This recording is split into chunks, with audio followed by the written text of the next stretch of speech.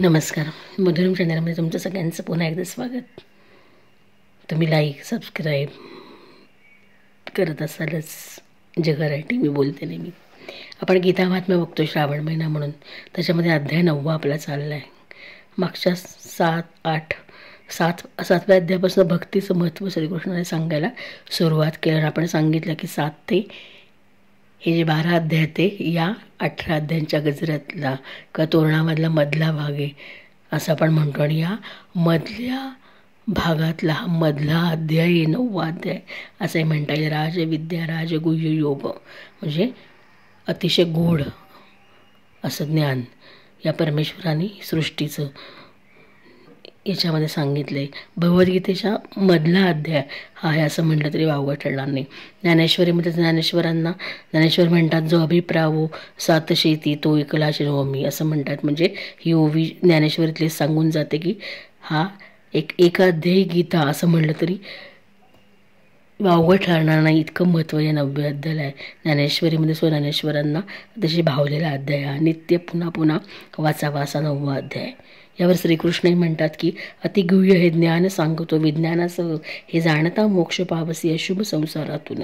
ज्ञान राजविद्या गुह्यांचा राजा पवित्र उत्तम, मन लावून मजकडे म्हणजे श्रीकृष्णाकडे मदभक्त होऊन नमन करता मी प्राप्त होत असे. असंच काहीतरी म्हणता येईल आपल्याला. म्हणजे मागच्या अध्यायात सृष्टी कशी निर्माण झाली याचं त्या परमात्म्याशी असलेलं नातं याचं वर्णन आपल्याला आढळतं. अधिभूत अधिदैव आणि अधियज्ञ या स्वरूपामध्ये परमात्माच कसा सर्वत्र भरला आहे. मृत्यूसमयी त्याचं चिंतन केलं तर पुनर्जन्माचं भय नष्ट होतं याचं विवेचन आपण मागच्या अध्यायात बघितलं. आता या अध्यायामध्ये भक्तीचं महत्त्व सांगताना या अध्यायात त्याचं स्वरूप, त्याच्या उपासनेतून मिळणारी मुक्ती याचा विचार केला गेला असं वाटलं. उपासना करणारा उपासक, कोणत्याही प्रकारची उपासना करणारा तो उपास्य आत्मा परमात्मा संबंध याचं वर्णन या 9व्या अध्यायात दिसतं. भक्तीचा मार्ग अवघड, कठीण आणि रहस्यमय आहे. म्हणून हा राजविद्या राजगुह्य, पण तो सहज आचरता येतो, सोपा साधा सुखकर मार्ग असंही म्हणता येईल. याचं रहस्य या अध्यायात उलगडत जातं. आणि रहस्य उलगडत परमेश्वर आणि आपली व्याप्ती, परमेश्वरासंबंधी असलेली आपली उपासनेची व्याप्ती, तिची खोली आपल्याला बघायला मिळते. उपासनेचं महत्त्व, सकाम निष्काम भक्ती या सगळ्याचं वर्णन या 9व्या अध्यायामध्ये बघायला मिळतं.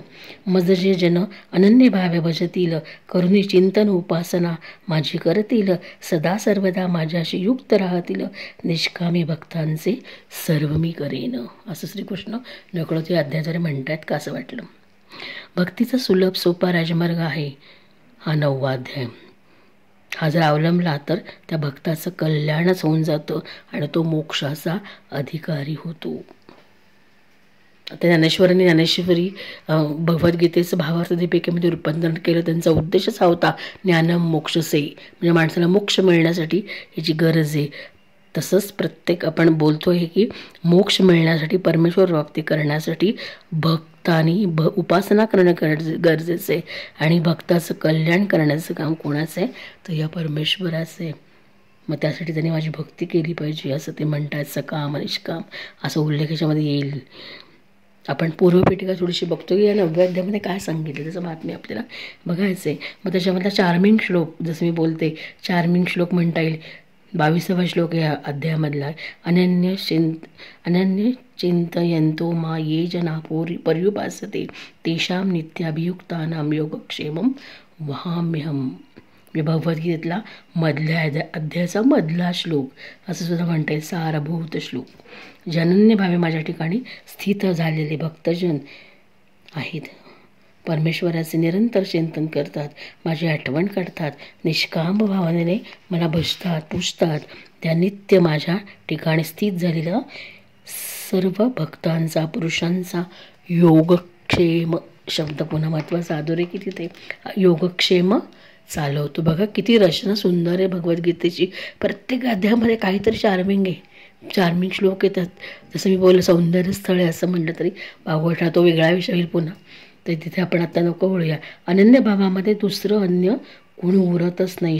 या श्लोकाची सुरुवातच होताना दिसते की अनन्य चिंतयन्तो मा ये जना पर्युपासते तेषां नित्य वियुक्तानां योगक्षेमं वहाम्यहम्. अनन्य म्हणजे दुसरं कुणीही नाही. अनन्य भावात दुसरं काय किंवा अन्य कोणी उरत नाही. द्वैत संपून जातं. फक्त भक्त आणि भगवंत एवढंच नातं उरतं. आणि मग अशा ठिकाणी निष्कामता येतेच. आणि निष्कामता आली काय घडते? उपासना घडते असंच म्हणता येईल. उपासना म्हणजे परमेश्वराजवळ राहणं. हे शक्य आहे का? पण नाही. कारण आपण परमेश्वराजवळ जातो ते काहीतरी वासना घेऊनच, काहीतरी इच्छा घेऊनच किंवा काहीतरी तक्रार घेऊनच जातो. पण हे शक्य नाही आहे. म्हणजे हे शक्य आहे का असा प्रश्न आपण आपल्यालाच विचारला त्याचं उत्तर नाहीच असं मिळेल. कारण आपण उपासना करतो तीच वासनेपोटी. मग वासना आली की उपासना व्यर्थच असं म्हणता येईल. कारण आपण काहीतरी मागण्यासाठीच उपासना करतो. सकाम भक्ती म्हणता येईल ही नाही. तर इच्छा, वासना, याचना आपल्या प्रार्थनेमध्ये असतेच. मग कधी पद, प्रतिष्ठा, पैसा, कुठल्याही ऐहिक सुखाची पूर्ततेची मागणी किंवा एखादी तक्रार आपल्याकडे असते. परमेश्वराजवळ उभं राहिल्यानंतर पडताळून बघा आपलेच आपल्याला. वासनेचं मूळ मनातून जोपर्यंत नष्ट होत नाही तोपर्यंत उपासना घडणार नाही. आणि सुद्धा आपल्याला असं म्हणता येईल म्हणजे उपासना करणारा उपासक जेव्हा वासना शून्य होईल तेव्हा ती शून्यताच पूर्णत्व परिपूर्ण त्याला करेल. तो निष्काम भक्त होईल.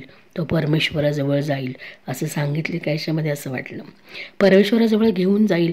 आणि असेच म्हणता येते की तो आपलं आयुष्य, आपलं जीवन कृतार्थ करेल. आपला योगक्षेम तो चालवतो, आपला क्षेम करतो, आपल्यावर कृपा करतो तो परमेश्वर. पण जेव्हा आपण त्याच्याजवळ वासना रहित शून्य भावनेने जाऊ तेव्हाच हे शक्य आहे.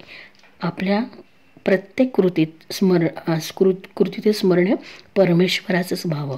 एखादा सुगंध आपल्याला स्पर्शून गेला तर प्रथम आपल्याला स्मरण परमेश्वराचं व्हायला हवं.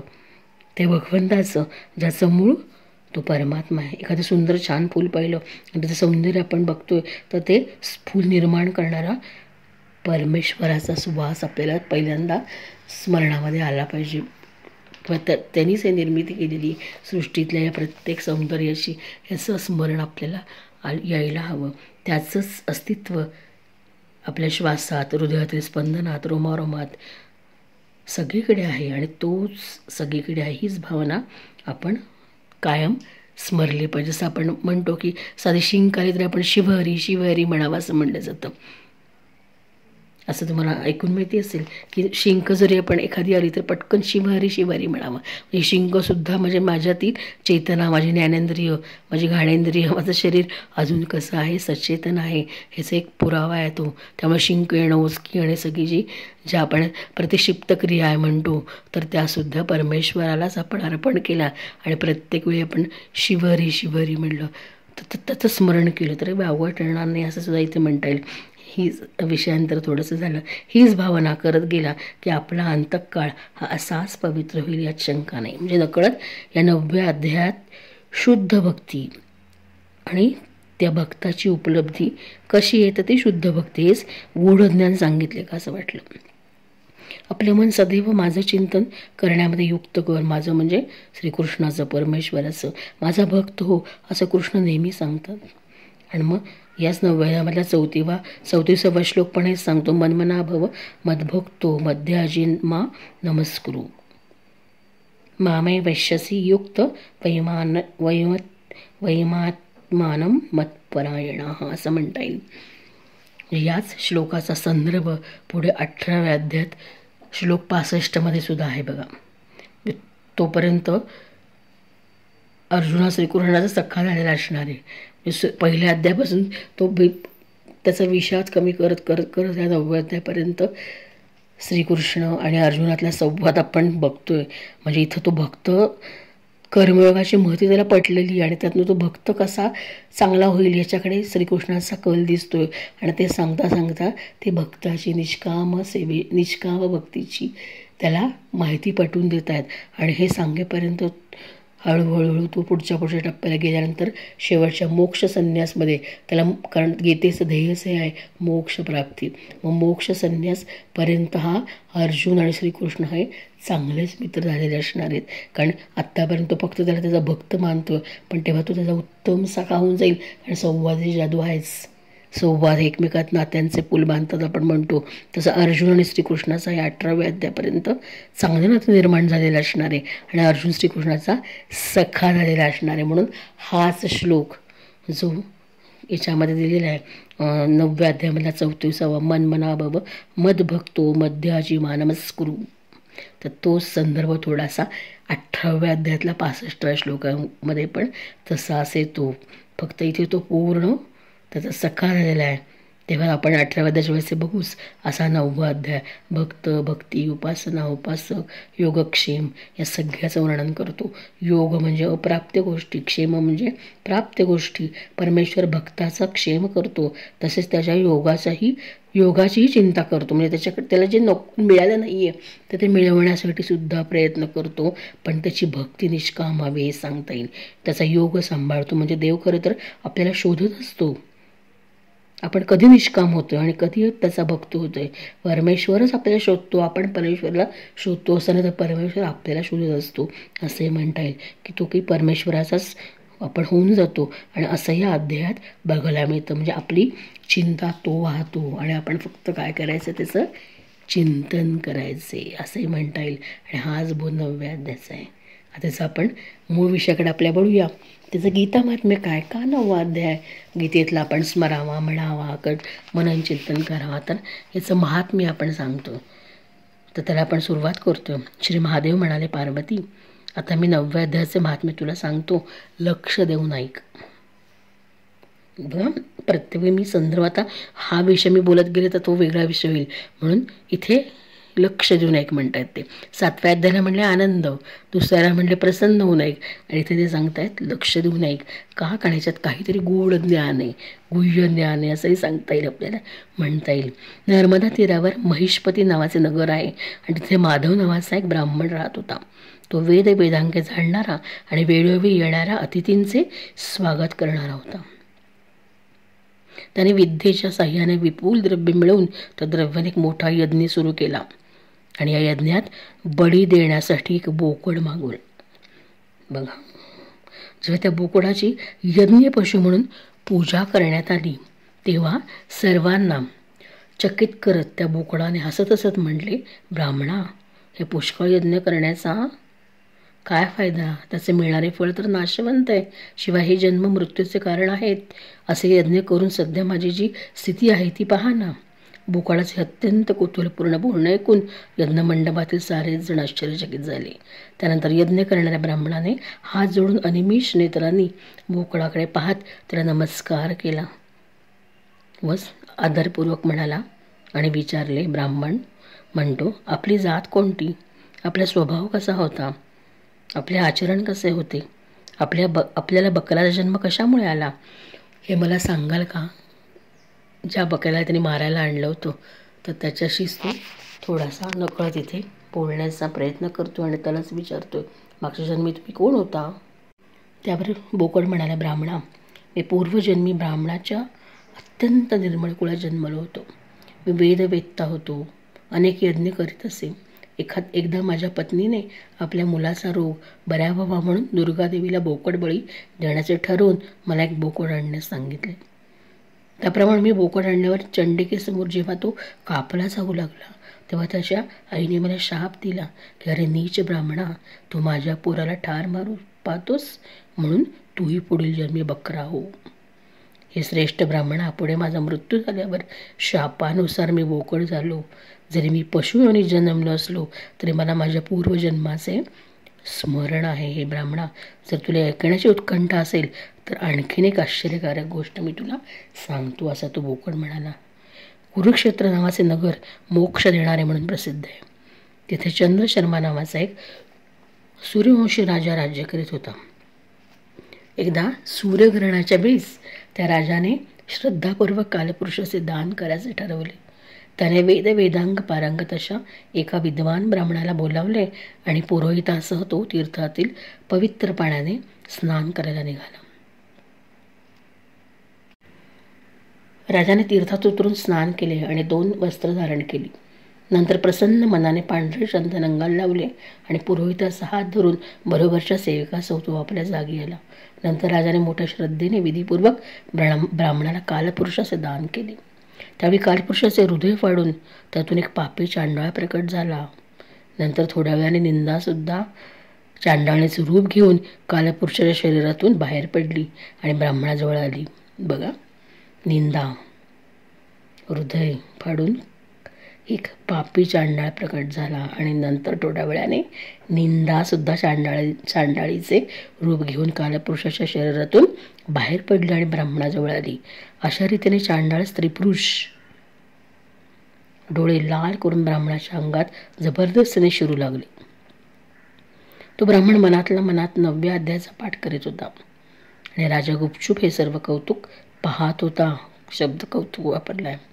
ब्राह्मणाच्या मनात भगवान गोविंद निवास करत होते, कारण तो गीतेचा 9वा अध्याय स्मरण करत होता, पाठ करत होता. मनातल्या मनात तो त्याचे ध्यान करू लागला. ब्राह्मणाने गीतेचा अध्याय म्हणत जेव्हा हृदयातील भगवंताचे स्थान ध्यान केले, तेव्हा गीतेच्या अक्षरातून प्रकट झालेल्या विष्णुदूतांना घाबरून ती चांडाळ जोडी पळवून गेली. बघा, नकारात्मकतेही मध्येही सकारात्मक कसं बघायचं, म्हणजे कोणत्याही वाईट गोष्टींना चांगुलपणाने आपल्याला वाईट गोष्टींचा बिमोड चांगुलपणाने करता येतोच.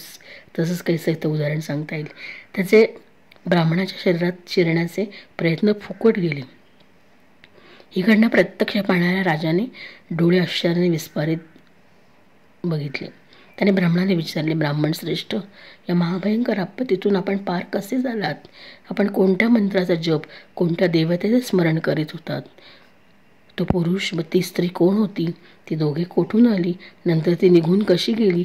हे सर्व मला समजावून सांगा. तो ब्राह्मण म्हणाले, राजा, चांडळाच्या रूपाने भयंकर पापच प्रकट झाले होते आणि ती स्त्री म्हणजे प्रत्यक्ष निंदा होती. माझ्या दृष्टीने ती दोघे अशीच होती. त्यावेळी मी गीतेच्या 9व्या अध्यायातील मंत्रांचा जप करत होतो.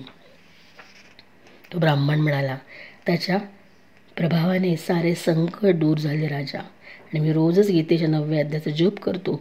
त्यामुळे सर्व प्रकारच्या दानांचे ग्रहण करण्याचे पाप नाहीसे होते.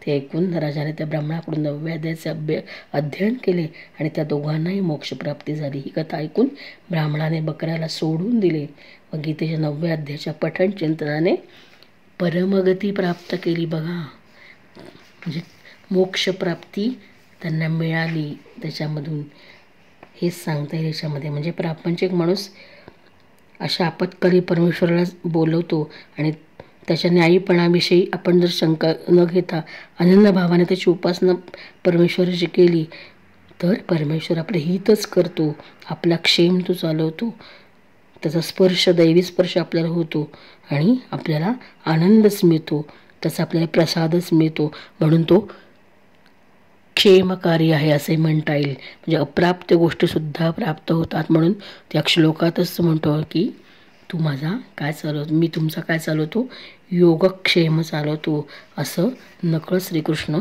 या अध्यायामध्ये या 9व्या अध्यायामध्ये सांगण्याचा प्रयत्न करत आहेत असे आपल्याला म्हणता येईल.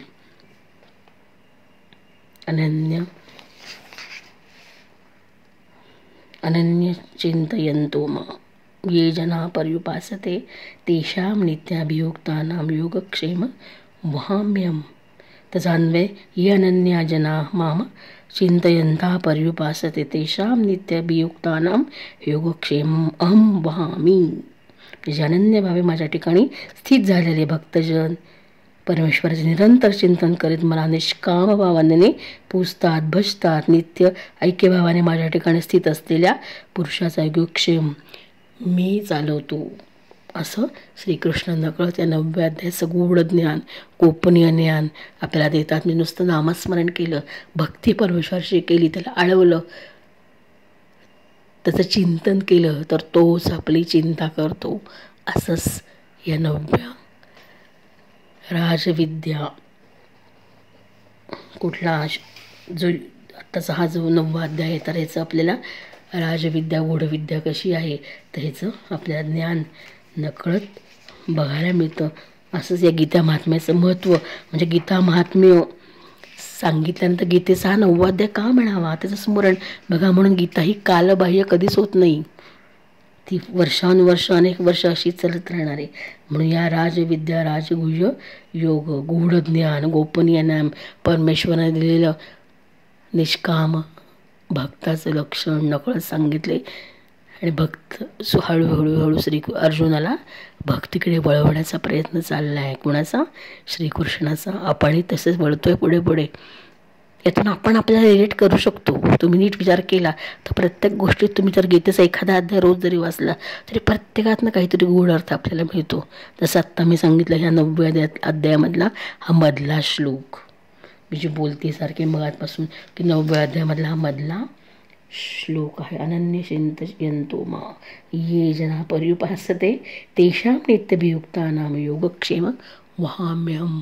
आपला शरीर तर तो चालवतो, शरीरार्थ चालवतो, त्यामुळे आपल्याला चिंता करण्याचं काही कारण नाही. तेव्हा आजचा हा 9वा अध्याय, त्याचं मी थोडंसं सांगितलेलं महात्म्य आणि त्याची पूर्वपीठिका मला जशी स्मरली तशी मी तुमच्यापुढे श्रीकृष्णाला स्मरण करून त्याला अर्पण करून सांगितली. तुम्हाला आवडला असेलच. उद्या भेटूच. जय श्रीकृष्ण.